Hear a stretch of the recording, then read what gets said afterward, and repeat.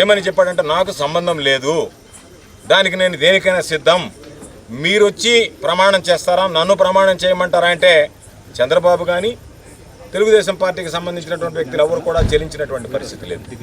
అటువంటి నేపథ్యంలో మీరు ఊరకున్నా నా మీద మీరు మోపినటువంటి అభాండానికి నేను ప్రమాణం చేస్తానని చెప్పి దుర్గామాత దగ్గర ప్రమాణం చేయడం జరిగింది, కుటుంబ సభ్యులందరితో కలిసి వెళ్ళి.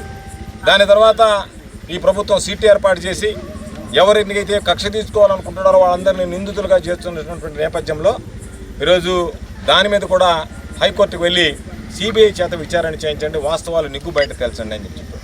ఈరోజు ఆ కుటుంబ సభ్యులు చెప్పారు, మేము ఏ టెస్ట్కైనా సరే లైట్ డిటెక్టర్ టెస్ట్ కూడా సిద్ధంగా ఉన్నాం, కాబట్టి మీరు ఎటువంటి పరీక్షలు చేసినా మాకు ఇబ్బంది లేదు, మా మీద ఈ నింద మోపకండి అంటే ఈరోజు వాటన్నిటిని పక్కన పెట్టి ఏదో ఒక విధంగా రమేష్ అనేటువంటి వ్యక్తిని మీరు అరెస్ట్ చేయాలనేటువంటిది మీ లక్ష్యం కాబట్టి దానికి సంబంధించి ఏ విధంగా అరెస్ట్ చేయాలనేటువంటి దానికి ఒక స్క్రిప్ట్ తయారు చేసి జనార్దన్ రావుని మీ అధీనంలో ఉంచుకొని ఆయనకు రాచమర్యాదలు చేసి ఆయన నేరుగా ఎయిర్పోర్ట్కి వస్తే ఎయిర్పోర్ట్ నుంచి ఆయన తీసుకెళ్ళి మీ స్వాధీనంలో పెట్టుకుని మీరు ఆయనకు స్క్రిప్ట్ తయారు చేసి ఇస్తే దాన్ని చదివితే దాన్ని వీడియో రికార్డ్ చేసి ఈరోజు విడుదల చేసి ప్రజలందరిలో కూడా జోగి రమేష్ అనేటువంటి వాడు ముద్దాయి అని చెప్పి డైవర్షన్ పాలిటిక్స్ కంటే ఈ మురికి ఈ మకిలి ఇదంతా కూడా తెలుగుదేశం పార్టీకి అంటుకున్నది.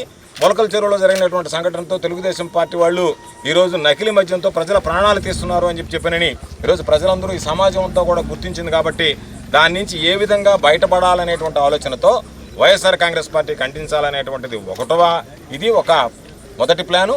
రెండవది మీకున్నటువంటి కక్ష సాధింపులో జోగి రమేష్ని చేర్చాలనేటువంటిది రెండవది. ఆ విధంగా ఈరోజు ఆ కుటుంబ సభ్యులందరూ కూడా బాధపడేటువంటి పరిస్థితి ఏర్పడింది. కాబట్టి ఎవరు కూడా